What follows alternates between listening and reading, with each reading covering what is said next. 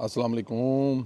जैसा कि आप लोगों को मालूम है कि इस वक्त एक ट्रैवल पर हैं, लंबी फ़्लाइट पर हैं, तकरीबन जहाँ जहाँ मौका मिलता है और जो जो इन्फॉर्मेशन हमारे पास होती है वो कोशिश करते हैं कि आपके साथ शेयर करते रहें।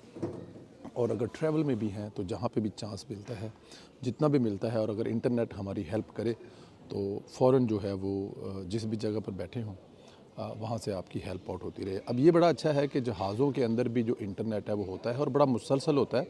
अभी तक जो जहाज़ों में इंटरनेट होता है उससे आप व्हाट्सएप पे चैट कर सकते हैं, इंफॉर्मेशन ले सकते हैं। ट्विटर पे तस्वीरें को अपलोड करना, जो चीज़ें जो उसके लिए आपको ज़रा महंगा सा नेट पैकेज ख़रीदना पड़ता है।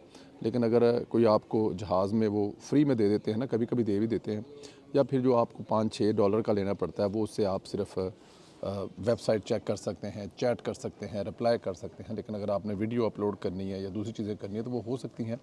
काफ़ी स्लो होता है लेकिन वो थोड़ा सा महंगा पैकेज होता है। लेकिन ये है कि वो आप अपनी फैमिली के साथ, अपने बिज़नेस के साथ, कारोबार के साथ कनेक्ट हो सकते हैं। ये हर गुज़रते दिन के साथ जो है ना बेहतरी आती जा रही है। किसी दौर में तो खैर ये काफ़ी मुश्किल काम होता था, लेकिन अब जैसे जैसे ज़ाहिर है दुनिया आगे जा रही है। अब स्टार जो लिंक वाले हैं वो तो पता नहीं कहाँ कहाँ पहुँचे हैं, जहाज़ों के पैरों के विच वड़ जाते हैं। बट एनी हो, कुछ अपडेट्स हैं। एयरपोर्ट्स जो है पाकिस्तान ने वो अपने काफ़ी एक्टिव कर दिए हैं।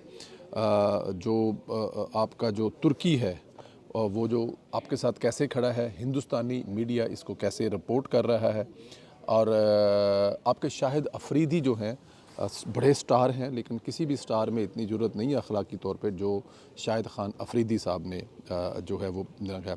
सबसे पहले तो मैं आपको ज़रा ये बताऊं कि हमारे एक बताया था आपको कल वाले वीलॉग में कि कुछ एयरपोर्ट्स हैं जिनको अपग्रेड किया गया है।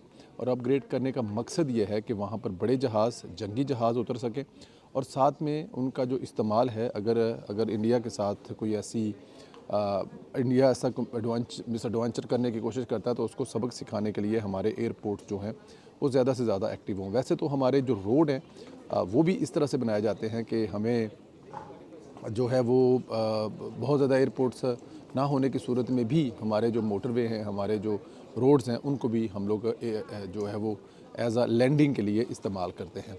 तो अभी जो है हमारा स्कुर्दू से लेकर जो सवात, सईदुल शरीफ और उसके अलावा और बहुत सारे जो एयरपोर्ट हैं उनको एक्टिव कर दिया गया। हमारे जो जहाज़ हैं, हमारी जो एयर फोर्स है उसको उसको जो फ्रंट लाइन है वहाँ पर पहुँचा दिया गया है। काफ़ी ज़्यादा आपके जो तैयारे हैं वो अपने सारे साजो सामान के साथ जो है वो पहुंच गए हैं इंडिया की ढोलकी बजाने के लिए।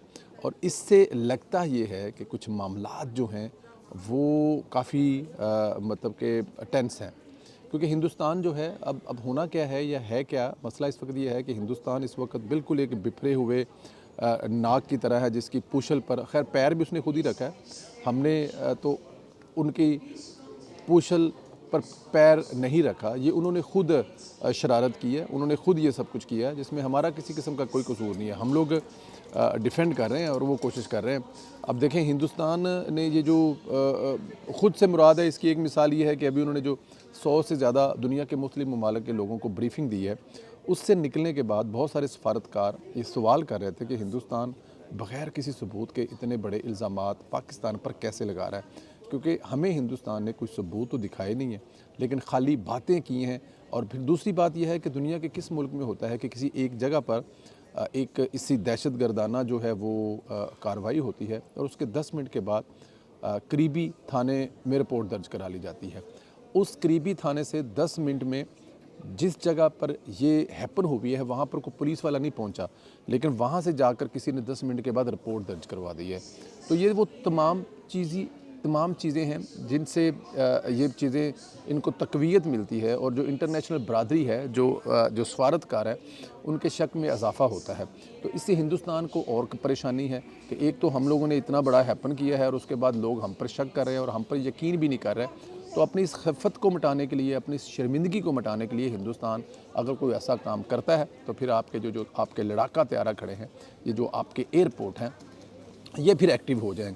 और फिर आपके अभी कल आपने एक वीडियो देखी होगी जिसमें आपके जो चीफ़ हैं, एयर चीफ़ जो हैं वो खुद जहाज़ उड़ाकर अपने लोगों को दिखा रहे हैं, अपने मोराल बुलंद कर रहे हैं, अपने साथी पायलटों का, अपने कोलीग्स का, कि देखें भी हम लोग ऐसा नहीं है कि हम लोग कोई मतलब के बैठे हुए हैं, हम लोग मतलब के हालत जंग में हैं और हालत जंग में ये सब कुछ करना पड़ता है। और जब आपका चीफ़ जहाज़ उड़ाकर लोगों को बता रहा है, दिखा रहा है, तो इसका मतलब है कि दे आर समथिंग।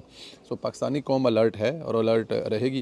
अच्छा जी, हिंदुस्तान का मीडिया जो है वो जो प्रोपेगेंडा करना में तो खैर वो बड़ा शेर है, लेकिन कभी कभी शायद वो सच्ची खबरें भी बता देता है, या कभी कभी जो ऐसी खबरें भी होती हैं वो जिसको बड़ा उछाल कर और बड़ा ऊपर करके बनाता है। तो वो इस वक्त दावा ये कर रहा है कि जो तुर्की है, पाकिस्तान का ब्रादर मुल्क है, जिसके साथ शहबाज शरीफ साहब के और नवाज शरीफ साहब के बड़े अच्छे तल्लुकात हैं, वो इस वक्त पाकिस्तान की इमदाद करने के लिए बिल्कुल तैयार खड़े नहीं है, बल्कि इमदाद कर रहे हैं। और उनका दावा ये, हिंदुस्तानी मीडिया का दावा ये है कि जो तुर्की है, तुर्की ने C-130 8 से 10 जहाज़ जो हैं असले के भरकर पाकिस्तान पहुंचा दिए हैं, कि हिंदुस्तान के साथ अगर लड़ाई होती है तो जो तुर्की है वो मैसेज ये दे रहा है हिंदुस्तान को कि भाई हम तो पाकिस्तान के साथ खड़े हैं, हमारे तो तमाम के तमाम जिसे कहते हैं ना कि हमदर्दियाँ भी, हमारी मदद भी, और अपने बरादर और हमसाया मुल्क के साथ खड़े हैं और टकामे करके खड़े हैं। एक तरह से ये मैसेज जो है वो हिंदुस्तान को पहुँच गया, और अगर हिंदुस्तान को ये मैसेज पहुँच गया तो मेरे ख्याल में ये बड़ी अच्छी बात है। अच्छा, दूसरी बात, अब ये दावा जो है ना, ये जो दावा जो है, मैं दावा भी कह सकता हूँ और इसको हिंदुस्तान का प्रोपेगेंडा भी कह सकते हैं, कि वो हिंदुस्तान ये दावा कर रहा है। और दूसरी तरफ मैं मेरे ख्याल में अगर ऐसा है भी तो बड़ी अच्छी बात है, और अगर ऐसा नहीं है तो ऐसा होना भी चाहिए, क्योंकि तुर्की जो है और पाकिस्तान तुर्की के तल्लुकात जो है बड़ी अच्छी बात है। एक चीज़ जो इस वक्त हिंदुस्तान को बड़ी परेशान कर रही है वो मैं आपको ज़रा बताऊँ, वो ये है कि जब शहबाज शरीफ साहब ने ये कहा कि दुनिया की किसी भी प्लेटफार्म से हिंदुस्तान जो है इस वाक़े की आज़ादाना इंक्वायरी करवा ले, पाकिस्तान उसके लिए अपने आप को पेश करता है। ये वाली जो वज़ीर-ए-आज़म शहबाज शरीफ साहब की मूव थी ना, ये बड़ी कमाल की मूव थी। इस मूव के बाद दुनिया का हर सेंसेबल जो मुल्क है, उसका जो सरबराह है, जो अदारे हैं, जो इंटरनेशनल ऑर्गेनाइजेशनें हैं, वो ये बात ज़रूर सोचेंगी कि अगर पाकिस्तान ने ये काम किया हो, या पाकिस्तान की तरफ से ये काम किया हो गया, या किसी ऐसी ऑर्गेनाइजेशन ने जो पाकिस्तान में बैन है और वो ऐसा काम अभी भी किसी जगह पे कर रही है, तो शहबाज शरीफ साहब ये कभी बात ना करते, क्योंकि शहबाज शरीफ साहब ये बात करने से पहले एक ब्रीफिंग की होगी अपने अदारों के साथ बैठकर, अपनी एजेंसियों के साथ, कि खुदा ना करे किसी जगह पे कोई ऐसी चीज़ हो तो ये इस अपने आप को पेश ना करें। लेकिन जब उनको ये हर तरफ से क्लियरेंस दी गई है कि पाकिस्तान का इसमें कोई लेना देना नहीं है, पाकिस्तान का इसमें किसी किस्म का कोई किरदार नहीं है, आप गो हेड कर सकते हैं और ये ऑफ़र कर सकते हैं कि हिंदुस्तान को आएँ भाई, किसी भी जगह पर बैठकर आप हमारे साथ बैठकर बात कर लें, हमें कोई एतराज़ नहीं है। तो मेरे ख्याल में इसके बाद फिर जो हिंदुस्तान है उसको समझ आ जानी चाहिए थी। लेकिन हिंदुस्तान आपको पता ही है, उसकी जो हरकतें हैं, उसकी जो बातें हैं, उसकी जो चीज़ें हैं वो ऐसे ही है, तो कहाँ बात आता है। लेकिन ये शहबाज शरीफ का एक बड़ा टकावा करके मूव है। आखिर में मैं आपको जो बताना चाहूँगा वो है शाहिद खान अफरीदी।